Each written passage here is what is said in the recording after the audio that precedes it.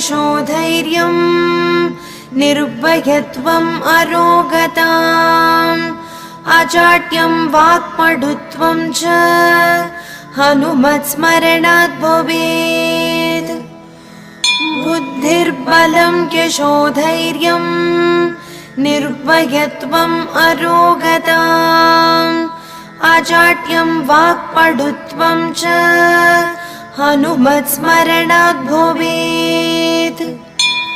बुद्धिर्बलं यशोधैर्यम् निर्भयत्वम् अरोगताम् अजाड्यं वाक्पटुत्वं च हनुमत्स्मरणात् भवेत्।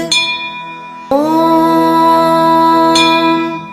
बुद्धिर्बलं यशोधैर्यम् निर्भयत्वम् अरोगताम् अजाड्यं